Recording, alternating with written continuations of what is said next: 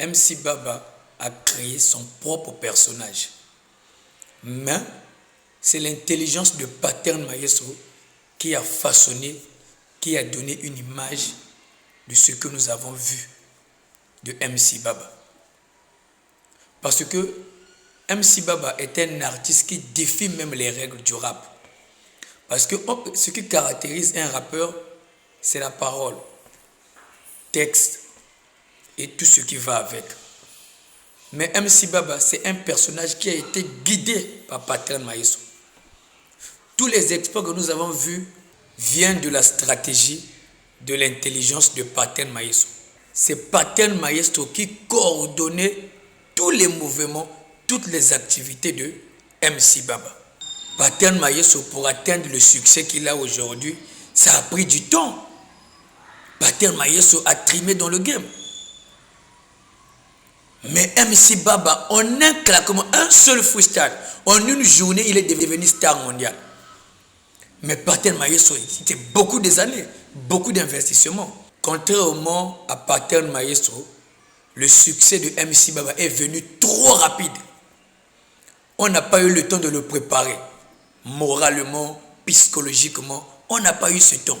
En un claquement de doigts, ce jeune homme a réalisé des millions de vues en une journée.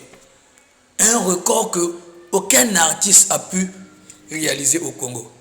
MC Baba peut bien faire sa carrière sans Pattern Maestro. Ça, c'est pas impossible. Pattern Maestro peut bien gérer sa carrière sans MC Baba. Les gens aujourd'hui racontent Pattern Maestro n'a rien perdu. Après le départ de MC Baba, il a créé un personnage, Yajan. Ça marche.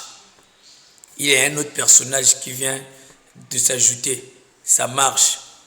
Mais vous oubliez une chose. Pattern Maestro a investi sur MC Baba. Un investissement qui n'a pas de retour est une perte. Pattern Maestro a réalisé beaucoup de projets avec MC Baba. C'est un investissement. Donc c'est une perte. Quand on investit et qu'on n'a pas un retour de ce qu'on a investi, c'est une perte. Vous savez, la séparation de MC Baba et Pattern Maestro, il n'y a pas de problème. Il n'y a pas une cause immédiate qui peut expliquer la séparation de MC Baba et Pattern Maestro. Ce n'est pas un problème d'argent, ce n'est pas un problème de respect, ce n'est pas un problème de notoriété, non.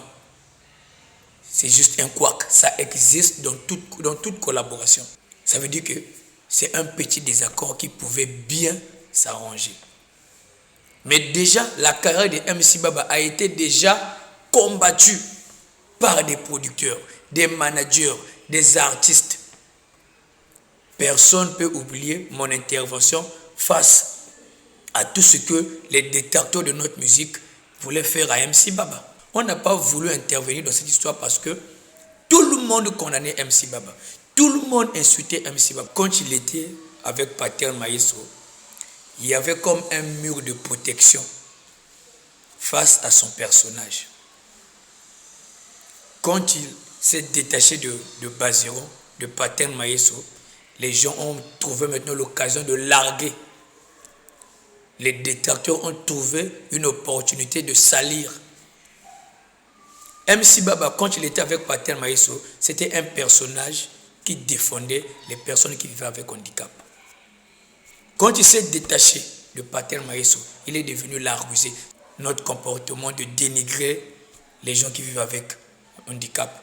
Sa personnalité qui incarnait la défense des personnes vivant avec handicap a perdu sa valeur. Les gens maintenant profitaient de larguer à Koloba.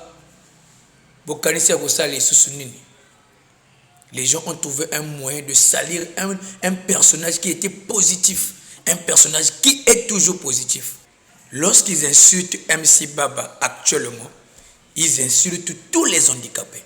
Les gens ignorent que petites choses comme nombre de quartiers avaient ces réalités. Baston, bagarre, brimade, violence, conflit. Mais Bazeron a changé l'image de Talangaï. Bazero a donné une autre image de Talangai. Bazero a permis aux jeunes de dépasser l'esprit de la violence. Parce qu'on reçoit des stars, on reçoit beaucoup de monde. Dallas est devenu une base d'hospitalité. Petit Chose est devenu une référence, l'ambassade de vivre ensemble, l'ambassade de la musique, l'ambassade de l'amour.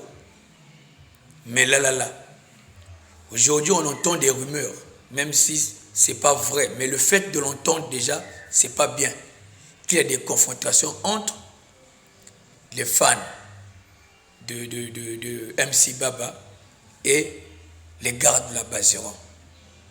Ça sera difficile pour nous de contenir ce phénomène. Pourquoi?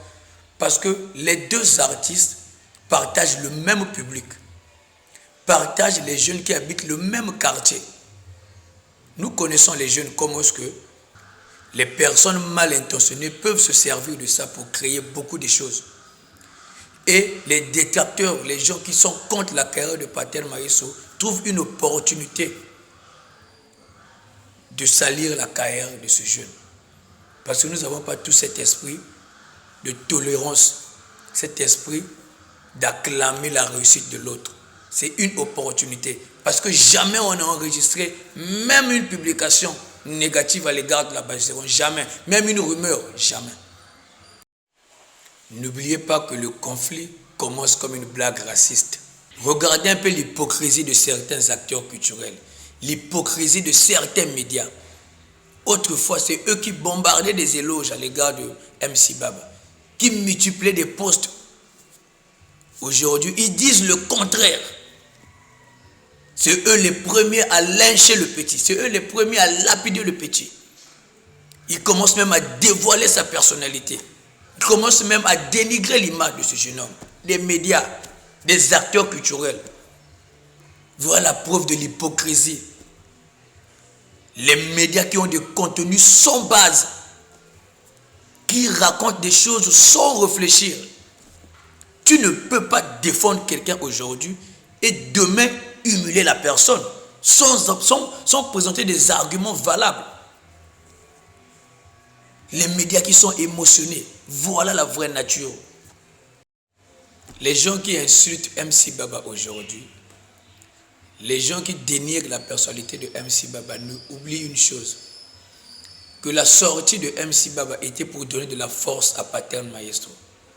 L'enregistrement, le freestyle, la date. Moi, on a trouvé le bon moment pour sortir ça. Et Patel Maestro n'a jamais lié sa personnalité à un autre artiste. Bien qu'il a reçu beaucoup des artistes, bien que Bazéron, il y a beaucoup de talentueux. Mais Patel Maïsso a créé un duo. Et ce duo-là a marché. Patel Maïsso a reçu beaucoup des artistes à la Bazéron. Mais jamais il a créé une collaboration avec ces artistes. Patel Maïsso, derrière la Bazéron, il y a beaucoup de talentueux, beaucoup des artistes. C'est pas pour rien Patel Maïsso a lié sa carrière musicale avec celle de MC Baba. Parce qu'on a tous connu Patel Maïsso comme un artiste solo. Un artiste qui évoluait seul, mais qui donnait l'opportunité à d'autres artistes de se produire, talentueux, connus, dans le noir ou pas. Bazéron, c'était comme une plateforme pour donner de la force. C'est Patel Maïsso qui donnait de la force, qui donnait de la visibilité, qui faisait de l'hospitalité. Mais jamais Patel Maïsso a créé un contact avec des artistes. Jamais. Donc ce n'est pas pour rien que Patel Maïsso a créé ce duo avec MC Baba. Personne ne peut reproduire le duo de MC Baba avec Patel Maïsso. C'est impossible. C'est comme un refrain, un couplet dans une chanson de rap. Il y a une complémentarité. C'est quelque chose qu'on ne peut pas expliquer. Depuis que ce monde existe, on n'a jamais vu une collaboration comme celle de Patel Maïsso et MC Baba. Ça n'existe pas. Les Kanye West sont des plus grands producteurs du monde. Les Nigériens ont des producteurs. Jamais on n'a pu créer un duo pareil. Non, c'est trop fort. Personne ne peut gérer la carrière de MC Baba comme Patel Maïsso a su le gérer. Parce que c'est un personnage fabriqué. Parce qu'un rappeur, c'est avoir l'inspire, écrire, connaître la mélodie. Il y a beaucoup de contours. Mais le travail là se faisait à deux. C'est Patel Maïsso qui concevait l'idée. Parce que depuis que MC Baba est parti, il n'a reproduit rien. Il est fait pour être accompagné. Quand tu écoutes MC Baba, tu as l'impression qu'il dit absolument rien. Mais oui, mais c'est le génie qui est là. Donc les couplets de Patel Maïsso, avec une petite sonorité seulement de MC Baba, Yaka. Ce mélange-là est magique, c'est inexplicable. Voilà pourquoi on ne peut pas reproduire ça. Ce n'est pas de l'intelligence, il n'y a rien, il n'y a pas de thématique à suivre, non. La carrière de ce jeune MC Baba, c'est un don de Dieu. Ce petit-là était derrière le dos de Patel Maestro. Personne ne le calculait. On voyait les images de Patel Maestro, personne n'a gardé son image. Mais Dieu a fait grâce, on l'a enlevé derrière le dos de Patel Maestro pour être devant la scène. Il aime être côte à côte avec Patel Maestro. C'est ça l'élévation de Dieu. Le génie, le petit là a une étoile. Les gens peuvent rapper 10 couplets, 5 couplets, 6 featuring, 20 featuring. Ils peuvent voyager à l'étranger, mais ils n'auront jamais l'éclat de ce jeune homme. Les hommes mystiques connaissent ça, les hommes spirituels connaissent bien. On appelle ça une étoile. Le petit là, l'aura, il en a. Et c'est tellement fort. Si on ne le conserve pas, on va perdre une étoile bêtement. Je lance ce message à la famille de MC Baba. Je lance ce message aux personnes qui connaissent ce jeune homme. MC Baba n'a pas fait de longues études. MC Baba n'a pas eu une autre qualification. Il n'a que son étoile. Si on gâche ça aujourd'hui, là, ça veut dire que c'est le retour à la case de départ. Ce jeune homme, s'il commet des erreurs, c'est normal, il est trop jeune. Qui a déjà su gérer une carrière pareille? Jamais. Avant de le condamner, il faut d'abord voir l'âge. Avant de le condamner, il faut d'abord voir l'éducation qu'il a reçue, les milieux qu'il a fréquentés, les gens qui ont de l'influence sur lui. Avant de le condamner, il faut voir le niveau d'études qu'il a. Je n'ai pas eu de contact, je ne connais pas la personne source que je peux contacter. Voilà pourquoi je ne peux pas mentionner. Voilà pourquoi je vous dis, avant de condamner ce jeune homme, il faut tenir compte de tout ça. Aujourd'hui, nous avons du mal à gérer beaucoup de choses parce qu'il n'y a pas de gens qui s'intéressent réellement à notre culture. Il n'y a pas de gens qui financent notre culture. Il n'y a pas de gens qui réfléchissent pour l'avenir de notre jeunesse. S'il y avait des gens qui investissaient, des gens qui accompagnaient les jeunes artistes, beaucoup d'embrouilles n'allaient pas exister. Parce que seule la personne qui finance, qui aide, qui apporte quelque chose dans la carrière de quelqu'un, qui peut avoir de l'influence aussi sur cette personne. Du moment que vous faites absolument rien pour les gens, c'est normal aujourd'hui, vous pouvez dire 2 ou 3 mots, personne ne peut écouter. Et chez nous, nous n'avons pas des acteurs qui nous accompagnent réellement. C'est ça le défaut chez nous. Ça fait au moins un bon moment. La jeunesse est en train de se démarquer dans plusieurs domaines. Nos vieux là nous assistent. C'est comme si nous sommes des enfants qui viennent d'ailleurs. C'est normal. Chez les autres, il y a des gens qui interviennent. Quand il y a palabre, quand il y a un problème entre des artistes, ils s'imposent. Mais parce qu'il y a un retour.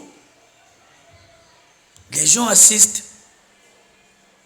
C'est la preuve. Voilà la réalité qui fait que les choses n'avancent pas chez nous. Nous avons des leaders, nous avons des gens qui ont des moyens, nous avons des personnalités publiques renommées. Mais un problème comme ça, là, un député peut s'en charger. Un problème comme ça, une personnalité publique peut s'en charger de ça. Ça va te faire de la visibilité. Facilement, tu gagnes ta visibilité. Ça, c'est une occasion. Tu as l'habitude d'aider les gens.